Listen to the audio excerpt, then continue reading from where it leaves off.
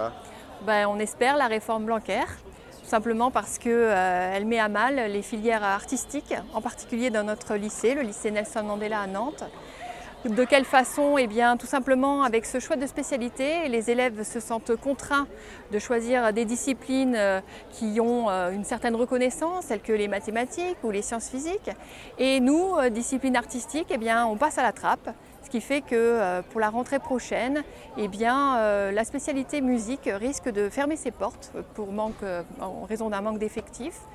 Il faut savoir que ces spécialités artistiques sont fondamentales au sein de notre établissement scolaire. Il y a à la fois la spécialité musique, les options et puis aussi la filière TMD qui permet à des élèves d'avoir un parcours double avec le conservatoire. TMD qui signifie? Technique de la musique et de la danse.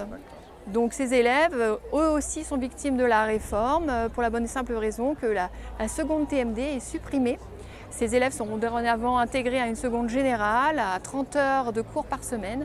Donc concilier une pratique instrumentale ou une pratique de danse de l'ordre d'une quinzaine d'heures par semaine en plus de cet enseignement scolaire, c'est carrément impossible. Vous avez quand même, malgré la jeunesse relative de cet établissement, vous avez quand même quelques élèves de TMD qui jouent dans des écoles prestigieuses. Tout à fait, puisqu'avant la création du lycée Nelson Mandela, les séries musicales se trouvaient au lycée Clémenceau.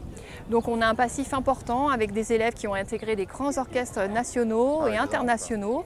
Alors par exemple, nous avons des élèves à l'Orchestre national de France, nous avons des élèves qui sont partis à l'étranger aussi, notamment dans une filière plus spécifique autour du jazz. On a des élèves à Bruxelles aussi, en Suisse également, donc qui ont intégré des orchestres.